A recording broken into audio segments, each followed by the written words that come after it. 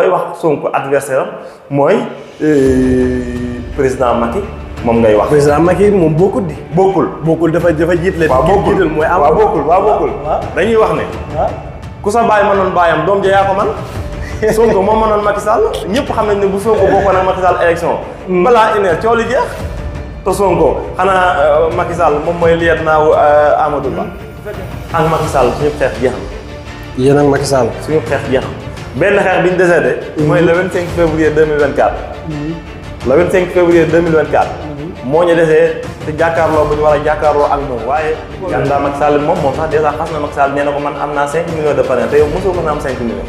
dégg nga ñun loolu duñ ko def du ñu nekk di wër naan am nañ tant de parrain. mais am nañ ay millions de parrain. léegi nag ay millions de parrain lañu am. léegi nag maanaam wax ne dana bokk ci élection yi. Ousmane moom mënatu la doon téléspectateur ci élection yi. moom mënatu koo doon ndax fi mu toll nii maanaam moo xam mu bokk moo xam mu yable. bu bokk yaakaar bi nga xam ne moom ndeysaan ku mënul gagné parcelle mënoo gagné Sénégal loolu mooy slogan bi nga xam ne moom la ko gone yi di woyal. ku mënul gagné parcelle mënoo gagné Sénégal kooku moom ñun mënuñoo teree nelaw ñun kooku mënuñoo teree nelaw ndax koo xam ne mënoo gagné parcelle nga ñëw ne da nga yóotu Sénégal ngir gagné ko da ngay reefe da ngay nax sa bopp moo tax li nga xam. ñoo ngi lay ñaan nga abonné ci chaîne bii di Buzz 221 HD chaîne YouTube bi xew ci jamono bi leen di jox xibaar yu wér te wóor ca tàng ba abonnez-vous pour ngeen di mën di jot suñuy vidéo.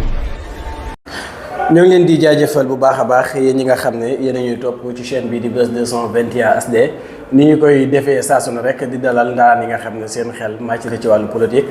tey ñu am fii ki nga xam ne moom moo di Moussa Ndiaye coordinateur JPS bu Mbacké ñu fas yéene waxtaan ak moom li nga xam ne nag moom moo di parti Pastef wala sax ñu ne ex Pastef waxtaan li nga xam ne moom moo di tolluwaay réew mi waaye balaa loolee dañu koy bàyyi mu nuyoog mbokk internet yi.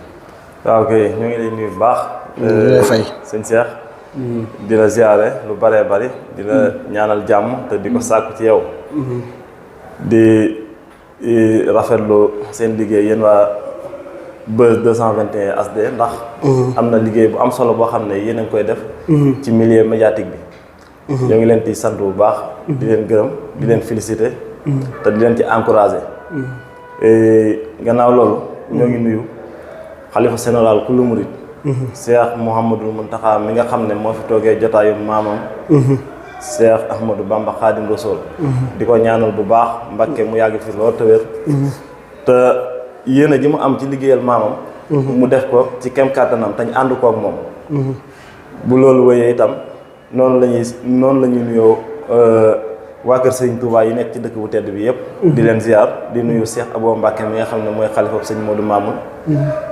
Daaru Salaam nga xam ne ñun foofu lañ bokk. foofu la ñuy tiitaroo ñoo ngi leen di sant bu baax di leen gërëm. di nuyu itam coordonnateur Ahmadou Lo nga xam ne moom mooy coordonnateur bu Pastef départemental bu Mbacké. ñoo ngi koy nuyu bu baax di ko ziar.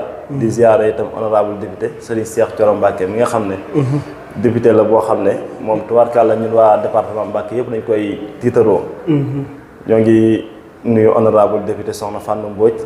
di nuyu waa Pastef Mbacké yëpp. di nuyu itam Saliou Ndiaye mi nga xam ne moom moo fi nekkoon coordonnateur bu JPS bu départemental nekkoon fi itam coordonnateur bu commune Mbacké bu JPS bi. di ziare waa Pastef Mbacké yëpp. waa groupe exécutif bi ñoom ñëpp ñoo ngi leen nuyu bu baax. di nuyu ku mel ne Serif Diop moom itam ñu ngi koy ziare bu baax nga xam ne moom mooy trésorier bu Mbacké.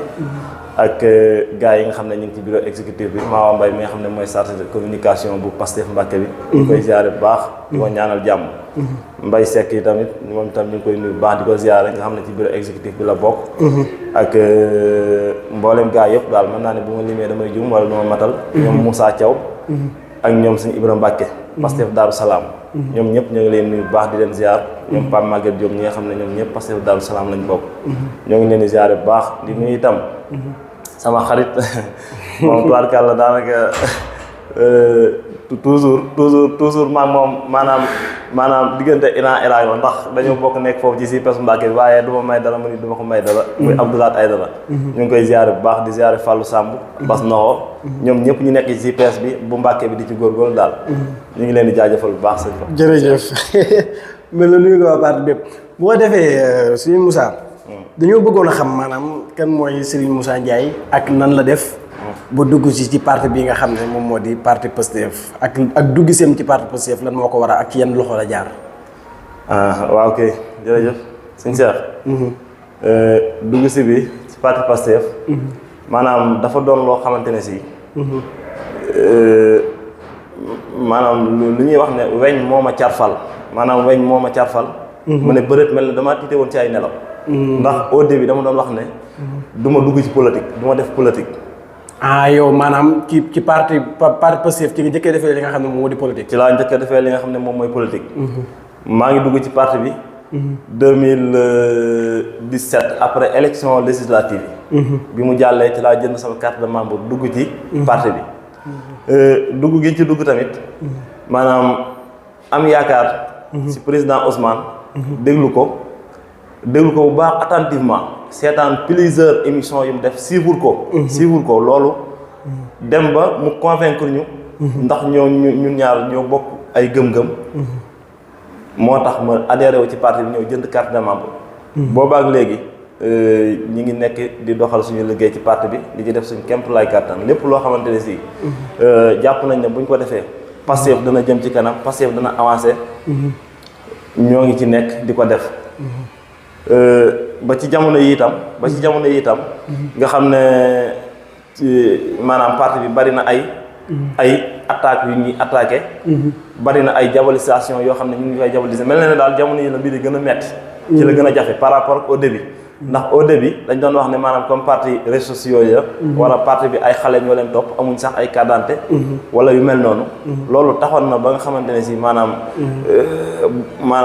moo ñu gënoon a motiver gën ñu encourager fépp foo xamante ne si yàqkat yi ñu ngi fay jaar di wax ne maanaam parti bi ay jihadiste lañ wala ay salafiste lañ wala nangam ñun ña ngi fa doon jaar terroriste waaw ñu ngi fa doon jaar di weddi loolu ñuy wax di wax ne loolu ay tuuma la yoo xamante ne si amul benn dalil boo xamante ne si ci lañ ko mën a teg waaw kay jërëjëf ci question boobu am na solo lool waaw Moussa Ndiaye jamono ji mu mel ne yow yaay coordonnateur JPS bu Mbacké ndax yow dañu laa fal par assemblée générale wa ilaa maanaam dañu la fa dafa am ku fa nekkoon koo xam ne duñ ko yëgee âge am dafa jeex mu jël lenge yi jébbal la ko pour ngeen organiser li nga xam ne moom moo di assemblée générale pour ñu.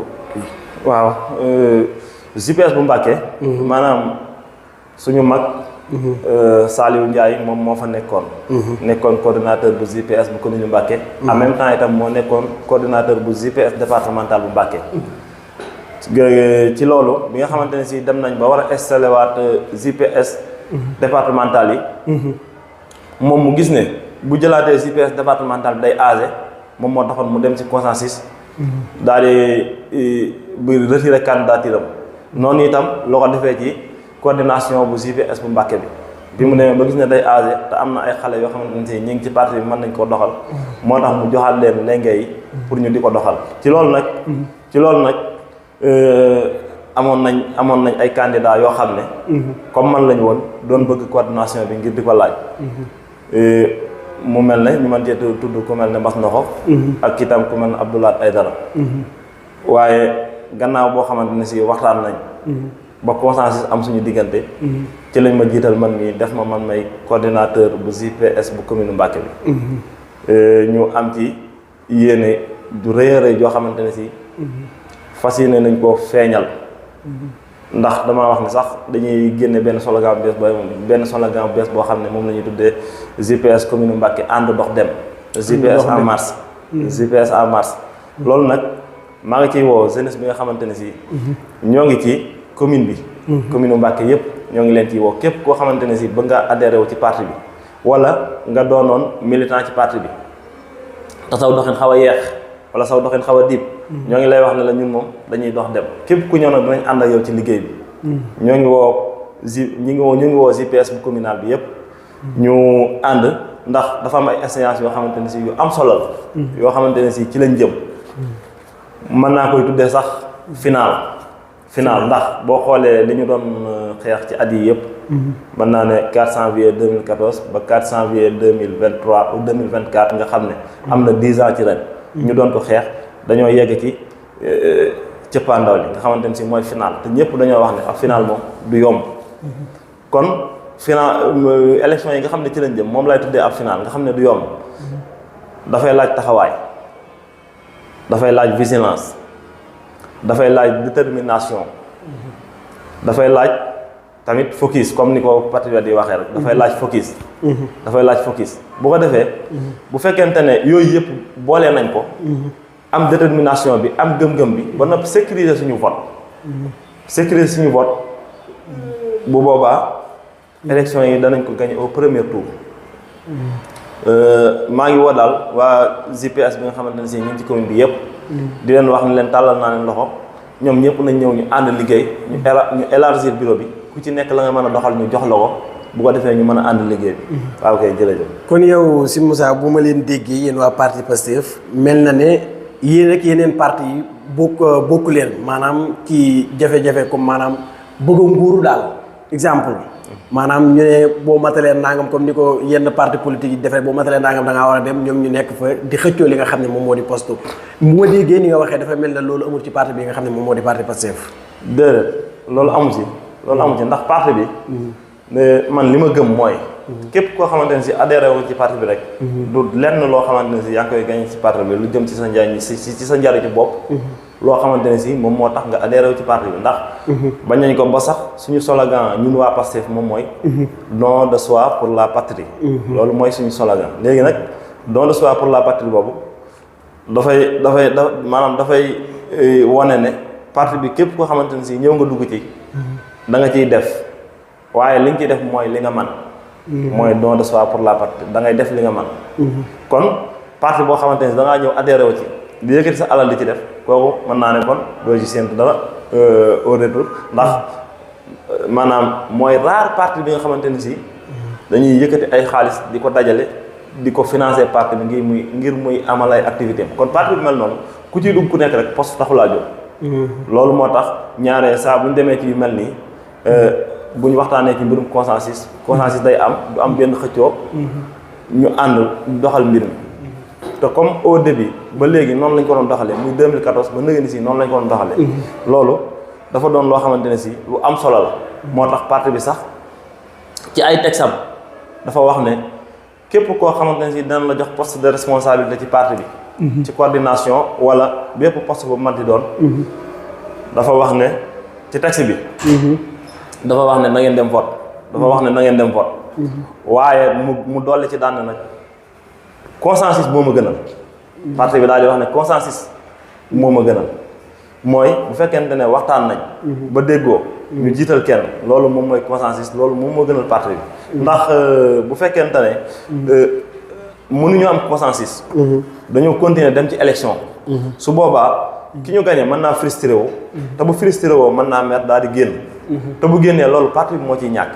bu génnee parti bi moo ci ñàkk ndax am na foo xam ne mënoon na koo féete parti bi loolu moo tax toujours daal dañuy invité di dem ci ay élection ndax bu ñu demee ci élection mën naa am dana am ku ko mën a gañe mais ñi nga xam ne dañoo présenté woon yëpp te ñàkk mën nañoo mer frustré wu mën nañoo génn parti bi wala ñu dem ci yeneen i parti wala te loolu gënul parti bi loolu moo tax toujours ñuy jiital consensus. ngeen ñuy waxtaan. waaw kay jërëjëf. waaw Moussa Ndiaye comme ni nga ko waxee noonu depuis 2014 ba léegi yéen a ngi xeex ñu ñëw ba 2024 seen candidat Ousmane Sonko jamono ji ay jafe-jafe bari na ci côté am ñii naan bu bokk ñii naan dana bokk des na ci kanam projet yi nga xam ne teg nañ ko ci kanamam wane na ne jamono ji Ousmane Sonko mënatul bokk ci élection présidentielle 2024 yi yéen naka ngeen gisee loolu yéen ñi nga xam ne yéen ay patriotes yi depuis 2014 ba léegi ngeen di xeex projet bi lii. waaw suñu seex am déception rek déception bu rëy. déception lañ am lool ndax. réew mu toll ne Sénégal. 21e siècle.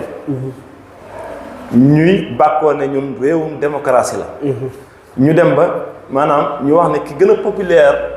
ci histoire politique bu Sénégal. damay wax de manière générale histoire politique bu Sénégal. président Ousmane moo fi gën a populaire loolu moom yàlla moo ko dogal. ñu ne kooku du bokk ci ay élection loolu man dama ci am kersa bu rëy a rëy. ndax damay wax ne sax suñu réew mi mën nañ koo tuddee doole karaasi waaye jaratul ñu di ko tuddee démocratie ndax bu fekkente ne nii la mbir yi di doxee. nit mën a créer parti politique am liggéey ba yegg si fii mu yegg si. war a dem ci ay élection nga ne ko doo fi demee ci ay élection loolu du sax gentleman politique. loolu du réel politique.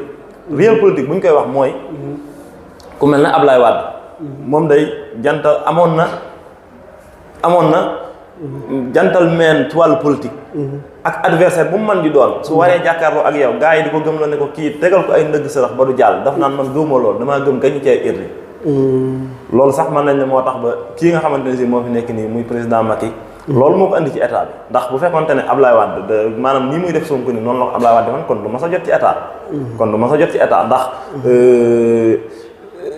amoon na fi ay dossiers yoo xamante ne si ñu ngi ko doon kereel waaye maanaam li nekk ci Ablaye Wade ci gentleman politique gëm ne képp ku muy gañ daf la war a gañ ci ay urne waaye warulaa gañ ci ay décision judiciaire loolu moom dafa amul ci ki nga xamante ne si moom moo fi nekk loolu nag ñun gàcce bu rëy lañ ciy am ñun dañoo gëm ne état yàlla moo koy jox te képp koo xamante ne si tudd na ne di nga ko jël moo xam muy Sonko moo xam muy Bassirou Diomaye Faye képp koo xamante ne si suñu borom dogal na ne yow état bi ci say loxo lay mujj moom nag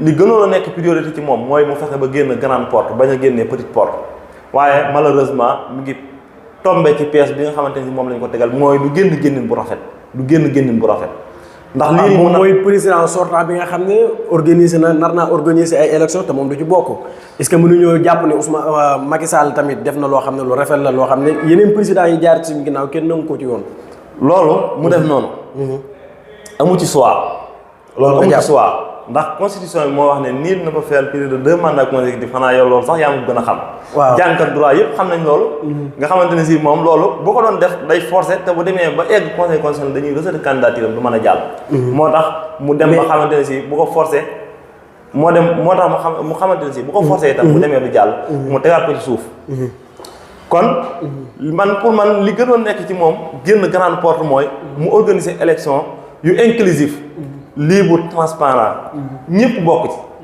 sénégalais yi ñooy fal ñu fal ki nga xamante ne si moom lañ bëgg a fal mais bu fekkente ne dem na ba toll ci war a génn bàyyi réew mi dem nekk yeneen activité nar a génn bu ñaaw mi man de Moussa yéenee ma ko te bu ma sañoon dafay génn bu rafet dem nekk ci activité boo defee bu ëllëgee bu ñëwee ci réew mi du fi xat mais lii mu nar a def nii bu ko defee ba réussir ko yàlla xam na ne bu ëllëgee dana xat ci réew mi loolu moom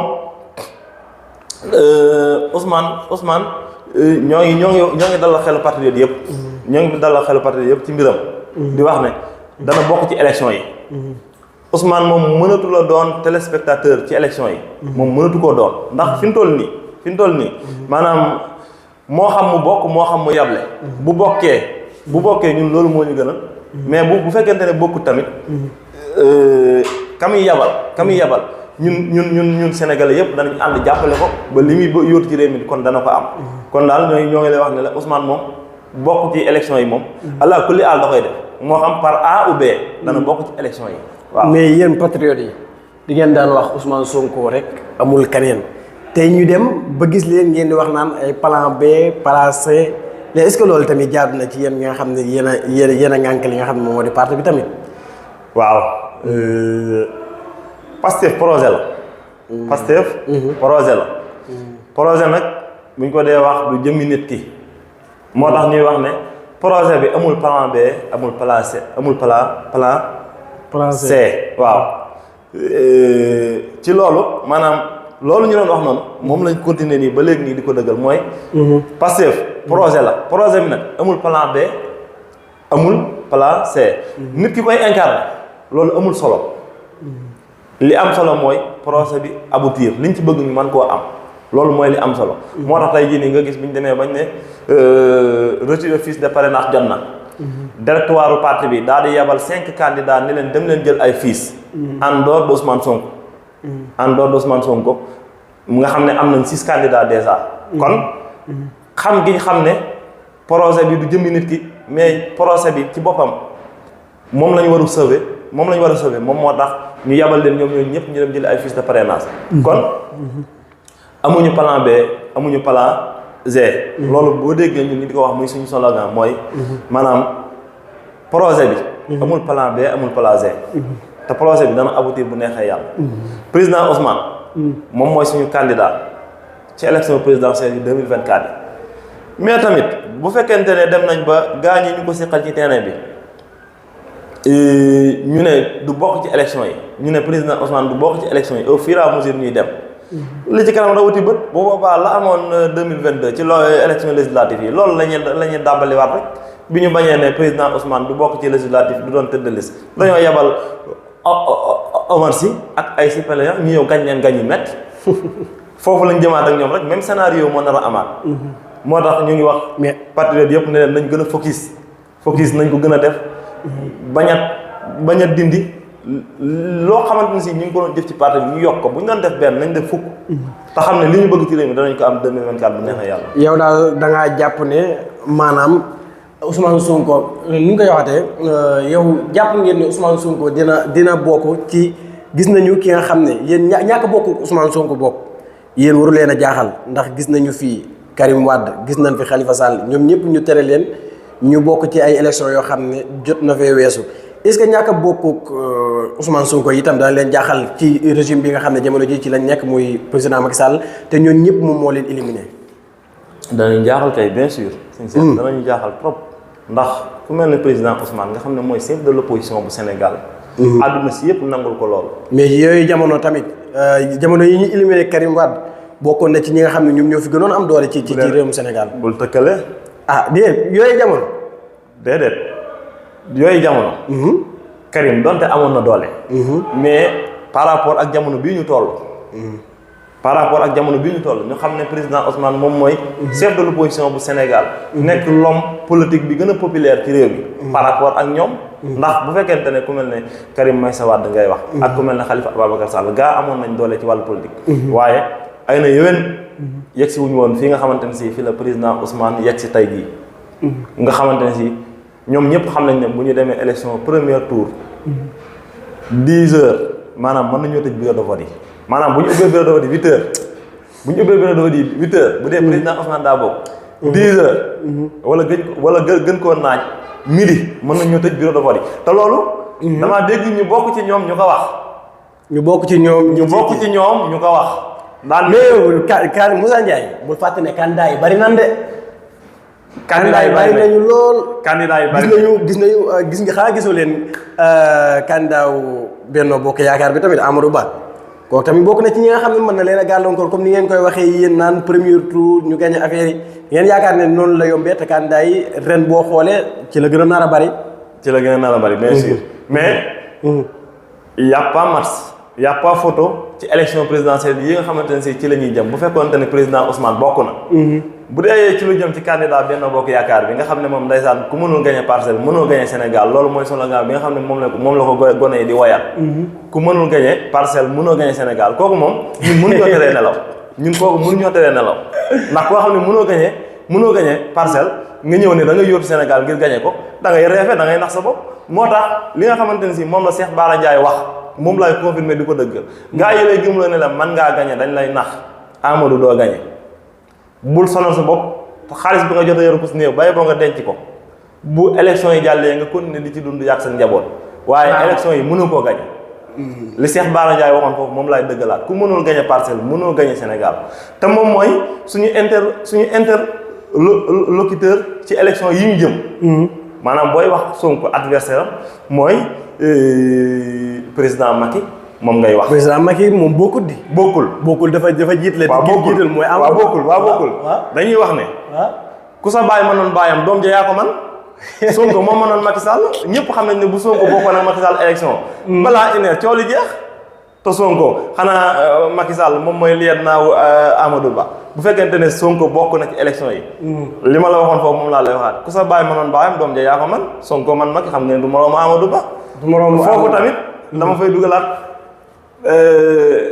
wax ne Bassirou Diomaye Faye maanaam Sonko moom du moroomu Macky Sall waaye Bassirou Diomaye Faye du moroomu Amadou Ba du moroomam loolu mën a nekkee bëggu da nekk ak Ousmane Sonko nekkul moroomu Amadou Ba en même temps Bassirou Diomaye Faye nekkul moroomu Amadou Ba du moroomu Amadou Ba laaj ma fu ma ko teg loolu mën a nekkee laaj ma fu ma ko teg waaw nga Bassirou dafa doon nit koo xam ni waaw moo tax li ma doon wax parce que projet la toujours day dellu si waat Bassirou Diomaye Faye appareil politique bi mu yore. amul kenn ku ko fi am ci candidat yi nekk ci réew mi. appareil politique. waaw kay foofu war nañ fee taxaw gis nañu maanaam Bassirou Diomaye Faye jamono yi nga xam ne lancé nañ li nga xam ne moom moo di parrainage yi ku nekk di woote naan nañu parrainel ki nga xam ne moom moo di Bassirou Diomaye Faye ñu dem ba conseil constitutionnel. boole ci sax kaay ñu ne ñu ne mëtalu yéen Sénégalais nan ngeen mënee loolu di woote maanaam exemple ne nangam na ñëw ñu parrainel ko mu ñëw ba pare ñu ak conseil constitutionnel ñu ne mëtalut yeneen candidat yoo xam ne ñëpp jàppoon nañ ne duñ jàll ñoom ñu jàll naka ngeen gisee loolu itam. non loolu du dara ndax Bassirou. mën nañ ni 73e position la nekkee woon. ci ordre bi nga xamante ni moom la joxe woon ngir ñu war a jàll parrainage. te ñun waa Pastef. collecté nañ des millions de parrains. ñun dañoo mënul nekk comme ni ko gars yi defee naan 5 millions de parrains mel na ñoom ñoo ëpp doole Macky Sall. candidat Macky Sall moom sax dèjà xas na Macky Sall nee na ko man am naa 5 millions de parrains te yow mosoo mën a am 5 millions. dégg ñun loolu duñ ko def duñu nekk di wër naan am nañ tant de parrains. mais am nañ ay millions de parrains. léegi nag ay millions de parrains lañu am. léegi nag. maanaam conseil constitutionnel. ñoom boo amoon ay millions de parrains ñoom loolu concerné wu leen ñoom leen concerné mooy. da ngay indi le minimum ci parrain le maximum ci parrain.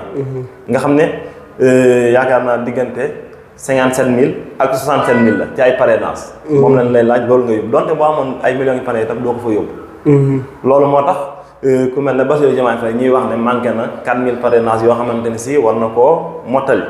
te loolu du dara ndax 4000 parrainage. du dara ñun am nañ ay millions de parrains. maanaam bu fekkoonte ne loo xam ne dañ naan ñu ndax mel ngeen ko toppatoo ci 1 heure de temps. ñu def ko ci 1 heure de temps. ñu def ko ci 1 heure de temps mu jàll parrainage. kon loolu dañuy dalal xel patriote yëpp ak sénégalais yëpp di leen wax ne Bassirou Diomaye Faye dana jàll parrainage kooku kenn mënu koo téye. te it gis nañ ay njuñ njaaj yoo xam ne waa ñoom ci seen jëmm def nañ ko ci contrôle parrainage bi ñu doon defal Bassirou Diomaye Faye man gis nañ ko ndax commission bi nga xamante ne si moom la waa Pastef yabaloon ngir ñu saisir parrainage yi bari ki démb dégg nga leen seen conférence de presse bi nga xam ne def nañ ko ñu wax ne dañoo gis 12000 électeurs yoo xam ne nekkuñ ci fichier bi loolu la machine bi doon saytu parrainage Bassirou Diomaye Faye gis loolu nag ñu di ci interpeller opposition bu Sénégal yëpp ndax loolu moom xel mënu koo dégg xel mënu koo nang ñuy wax ne 12000 parrainage yoo xamante ne si collecté nañ ko ñu am ay tur ami sant am numéro carte d'identité am numéro électeur te gisuñu leen ci fichier bi loolu opposition bi yëpp ñoo war a ànd xeex ko ñu jot ci fichier électoral bi ci nu mu gën a gaawee fichier électoral bi war nañ cee jot ci nu mu gën a gaawee ndax loolu man jaaxal na ma lool ay citoyens sénégalais yoo xamante ne si ci réew mi lañ juddoo màggal fi yaroo fi am seen ay carte d'identité nationale doon ay électeurs mën a voté parrainel Bassirou Diomaye Faye ñu ne ñii nekkuñ ci fichier bi loolu moom opposition bi yëpp ñoo war a ànd xeex ko ndax dafa doon question boo xamante ne si opposition bi yëpp lay interpellé kon ñoo ngi leen ci woo ñun ñëpp opposition bi ñu àndandoo laaj fichier électoral bi ñu jox ñu ko ci nu mu gën a gaawee Bassirou Diomaye Faye moom dana jàll ci parrainage yi loolu moom comme bonjour. mais yeneen wax Bassirou Diomaye Faye dina jàll ci parrainage yi mais est-ce que itam maanaam dina doon li nga xam ne moom moo di candidat parce que boo xoolee mën nañ ne li ñuy toppee Ousmane Sonko la ñu koy daal di toppee boo ci génnee maanaam wàllum terrorisme ak genre yooyu noonu est-ce que itam jàpp nga ne dina yomb ngir Bassirou Diomaye Faye participer ci élection présidentielle yi 2024 yi tamit. waaw sëñ Cheikh jërëjëf gis nga Bassirou. maanaam candidature am du question. du question ndax. li ko waral mooy. li loi bi wax mooy. képp koo xamante ne si. maanaam parti politique indépendant légal. moom moo la investir. kooku kenn mënu laa tiré doon candidat. mais yéen li ñu teg seen kaw dafa diis de ay wàllum terroriste yu ne. déet waaye loolu. waaw loolu. Bassirou kenn atteegu ko ba ne loolu ñu koy toppee dëgg la toujours fi ñu toll nii mi ngi am présomption d'innocence toujours fi ñu toll nii mi ngi koy am. loolu ñu koy toppee noonu. yoon atteegu ko. ba wax ne Bassirou mii li ñu koy toppee moo ko def. kon dañuy gëm ne dana doon candidat ci élection yi ndax parti politique légalement constitué moom moo investir Bassirou Diomaye Diakhar Faye ngir mu doon candidat ci élection présidentielle yu 2024 yi. loolu nag moom ku ko bañ peine perdue la ndax damay wax ne bëgg bëre ak bañ bëre fi mu toll nii moom moo fi am. sama gars yi dañ dem élection de wiiri wiiri jaari ndaari danañ dem élection. mais yow da ngaa jàpp ne maanaam nguur gi fi nekk bëgguñoo organiser nga xam ne moom moo di ay élection. waaw loolu laa jàpp ndax. ci président boo xam ne mi ngi dem moom bokkul ci c'est la première fois dans l'histoire du Sénégal moom muy génn ba pare du participer ci élection yi tamit. waaw ñoom bëgguñu élection am ngeen jàpp ne moom bëggul ay élection am. bëggul élection am bëggul élection am ndax dañ koo toppul ci jeu bi nga xam ne mi ngi koy mane ngir déstabiliser réew mi waaye bu fekkonte ne topp nañ ko fi ñu toll reporté nañ élection yi bu yàgg ndax bari na ay risques yoo xam ne jël na ko te moom mësu koo xalaat ba mu koy jël li mu ci jublu woon mooy ñu yóbbu réew mi ci kaawa ñu ne léegi élection mënatu la am mayaat leen ma ñaari at ma gouverner daal di noppi daal di dem àggale samay sànq nangam bari na yu muy def yoo xamante ne si di ñu cokkaas ngir bëgg ñu xeex ak moom te ñun duñ xeexatee ak moom. ñun ak Macky Sall suñu xeex jeex na. yéen ak Macky Sall. suñu xeex jeex na benn xeex bi ñu décédé. mooy le 25 février 2024. le 25 février 2024. moo ñu desee ca jàkkaarloo bu ñu war a jàkkaarloo ak moom waaye bu ko weesoo. dootuñ jàkkaarloo ci kër gu àdduna. tootoo leen jàkkaarloo ci. dootuñ jàkkaarloo. xëy na fàttali ne tamit am na am bërëb moom samp instant bii mu di Amadou Ba. non Amadou moom. mooy li ma la ci waxoon sànq. Amadou Ba mënta gagné parcelle ku mënta gagné parcelle mënoo gagné Sénégal Amadou ak Bassirou Diomaye comme yàlla ak yàlla ndax Bassirou appareil politique bi nga xam ne moom la téye. xam naa ne daa am ngeen confiance ci seen bopp te ngeen xam ne da ngeen war a xam ne maanaam candidat yi bari na. non mbir mi dafa amul secret. dafa amul secret.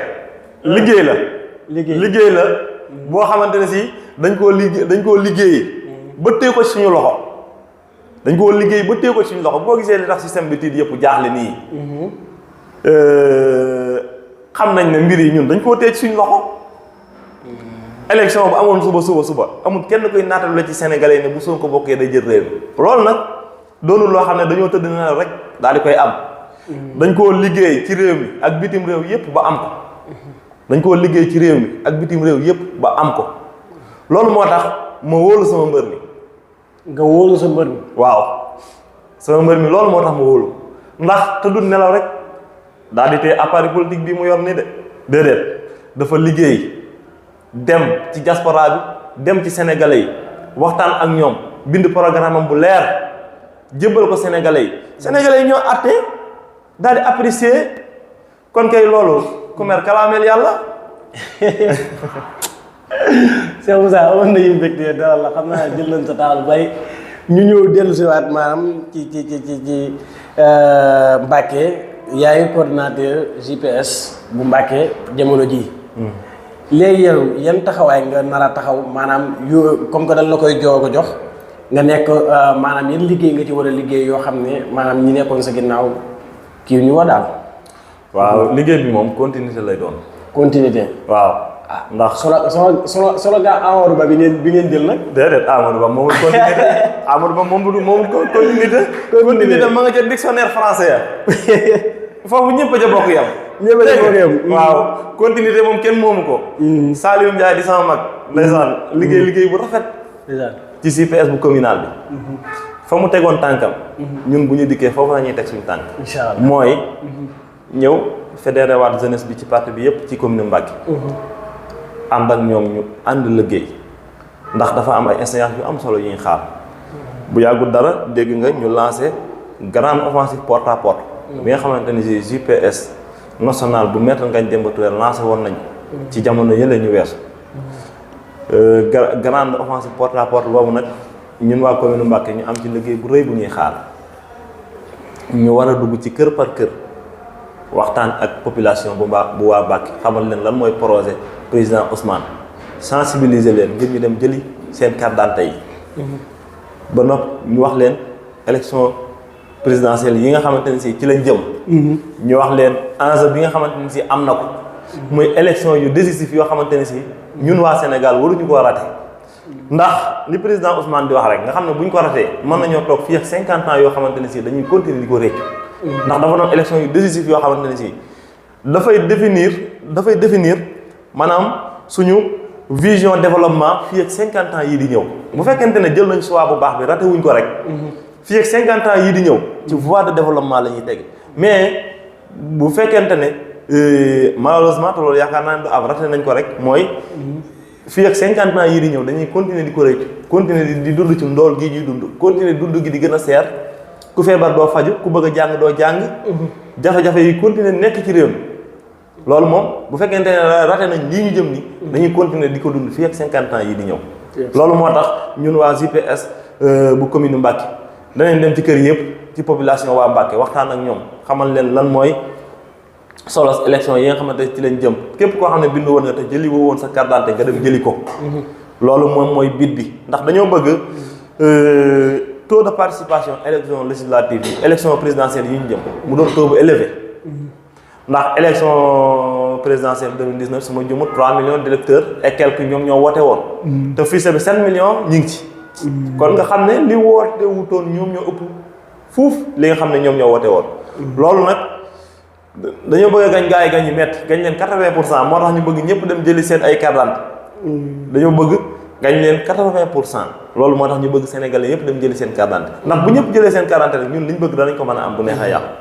waaw kay mu mel ne yéen nag seen waa ji li muy tagg département bu Mbacké bari na lool de waaw bari na lool masha Allah loolu amul secret li ko waral mooy liggéey bu rëy bi nga xamante ne si coordinateur Pastef départemental Ahmadou Lo liggéey na ko ci département bi moo tax tey jii nii ñun wëy di fi am ndam yi nga xamante ne si ñooñu ko fiy am ak coordinateur bu Pastef commune bu Touba di honorable député Serigne Cheikh Thioro Mbacké seen liggéey bu rafet moom la président Ousmane gis ndax ñoom ba ñu toogee ba ñu jógee ba léegi tooguñ président Mamadou Ahmadou Lo coordinateur bu département bi ak Serigne Cheikh Thioro ba ñu jógee ba léegi tooguñ fu ñu toll ñoo ngi dox ci lu ñuy may ndam fii ci département bi bépp activité boo xam ne buñ ko amalee Pastef moo ciy gagné ñi ngi koy amal ñi ngi def liggéey bi ci war loolu moo tax Pastef yegg fii mu yegg si tey jii nii nga xamante ne si sax bi ñu demee ci wàllu parrainage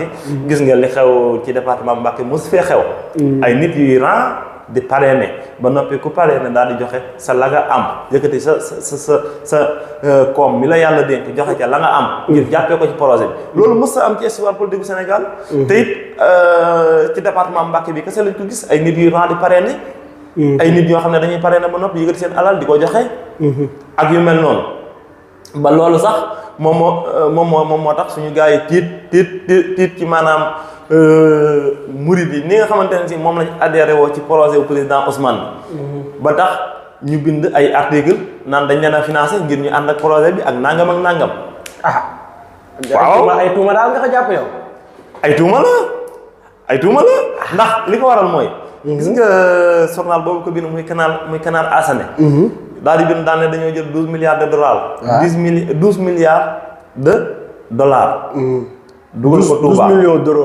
12 millions d'euros 12 millions d'euros dugal ko ci Touba ngir peeg murid yi ñu ànd ak projet président Ousmane loolu di tuuma ju rëy joo xam ne képp koo xam ne am murid nga rek loolu interpellé na la ndax boo xoolee jumaay Touba ji nii mu toll sëñ Modou Moustapha liggéey ko te yooyee jamono def ca alal jëm cee def ànd ak murid yi liggéey ko université Cheikh Mouhamadoul Mountakha bii ñu doon ubbi barki démb nga xam ne 37 milliards lañ ci def ñun murid ñu financé ko suñ bopp Massalikul Jinaan 22 milliards ñu financé ko suñ bopp ñu yëkkati tuuma ju mel noonu teg ko ci suñu kaw ñun murid yi kon loolu mais est-ce que jàppoon ne itam maanaam xalifa bi wala sax ñi ŋànk kii bi ñoom ñoo ci war a wax boobu ba tey déggoo kenn ko ci ŋànk wax ci mbir mu ni mel loolu moom est-ce que nekkul ne ñoom ñoo war a seetal seen bopp itam ñoom ñoo war a seetal parce que kilifa yi lan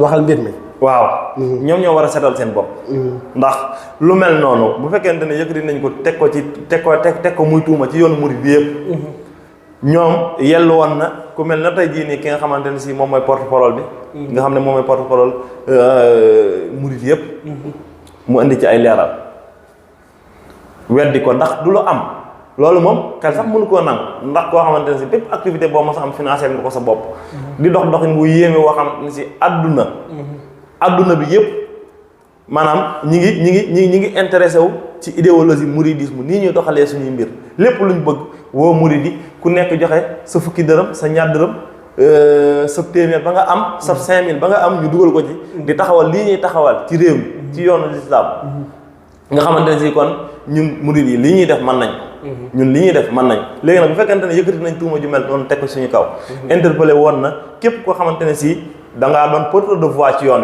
wi nga andi ci ay leeral andi ci ay tontu daal di koy weddi daal di wax ne lii ñu ñuy tuumaal ñun murid yi du dëgg tey du dëgg ëllëg loolu nag suñ seex dama ci indiwaale benn intervalle daal di wax ne am na ñu fi doon gis ñuy tontu di wax ne dañuy tontu ci kàddu yoon wi di wax ne dañuy tontu ci kàddu yoon wi di tontu ci ay mbir yoo xamante ne si xëy na dañ doon wax ne ay attaques la yoo xam ne dañ koy jëmale ci sëriñ bi wala yu mel noonu ak sax di diaboliser président Ousmane ci dëkk bu sell bi di ko diaboliser ci dëkk bu sell bi ak yu mel noonu ñooñu nag bu fekkente ne doon nañ def lépp lu ñëw ñu tontu tey jii ñu ko di tuuma ju mel nii teg ko ci yoonu murid bi yëpp te tontuwuñ dafay mel ne maanaam li ñu doon ñoom doonuñu ko ñoom li ñu doon kon doonuñu ko ndax bu fekkente ne dañuy attaquer yoon wi ci tuuma ju mel nii ñoom ñu noppi te doon ay porteur de voix bu ñu waxee ñëpp dégg leen ñu war a weddi tuuma jooju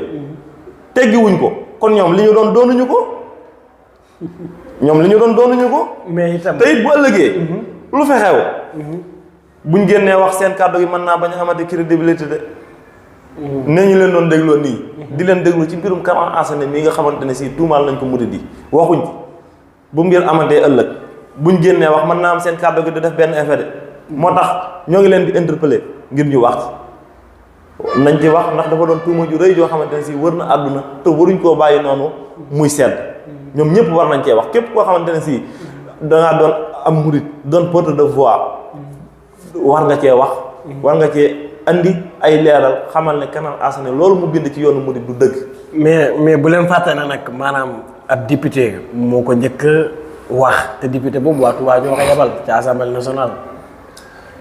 waaw député boobu moom man damay rus sax maanaam buñ ne kii ci député Touba yi la bokk. ba noppi mën a yëkkati tuuma ju mel noonu di ko teg ci deru waa Touba man kooku sax man damay laaj est-ce que murid la. déedéet waay. kay loolu laay laaj ndax ku mën a yëkkati tuuma ju mel noonu. mais est-ce que jàpp nga ne itam moom ba mu koy wax xamoon na ne maanaam dañ cee laaxaale li nga xam ne moom mooy Touba parce que gis nañu. ñenn ci Sénégalais di ngurumee loolu itam. loolu moom moo ko gën a xam. xëy na postam boobu ñu ko teg moom lay bañ a ñàkk rek moom moo tax. muy rafetal loo xamante ne si wérut ak di ko promouvoir waaye moom loolu moom waroon naa rus taxaw fenn naan man nii député Touba laa ba noppi ñu yëkkati tuuma yu mel noonu teg ko ci kaw waa Touba. mu di ko prôné toog taxaw ca assemblée nationale ba. di ko fa wax. Matar Diop moom ku ma bett la ndax man yaakaar naa loolu du ko def. moom dignitéem ëpp na loolu Matar dignitéem ëpp na loolu ndax koo xamante ni si yow da nga faa teewal fa waa Touba yëpp ñu yëkkati kàddu gu mel noonu te man li ma ci gën a metti moom mooy amul benn preuve ci li mu wax maanaam accusation gratuite la def ci murid yi accusation gratuite la def Kamal Assané accusation gratuite la def ndax génnewuñ benn firnde boo xamante ni si dafay wane ne ñoom lii ñuy wax nii dëgg la te nag wala fii dañuy wax ne wax day tungam seede te ñoom seen wax yi gisuma ci benn wax boo xamante ni si tungam na seede Matar daal moom man déception laa am ci moom ñun murid yëpp déception la ñu am ci moom ndax tuuma ju mel noonu buñ ko mënee tuumaal Serigne Touba ak yoon yii nga di ko prôné teewal fa waa Touba nga xam ne yow loolu da nga caa waroon xar sa tànk Touba yi daan ne lii du dëgg tey du dëgg ëllëg nga toog ca assemblée nationale bi di ko fa wax déception bu rëy lañ ci am ñun murid yi Matar moom déception lañ ci am.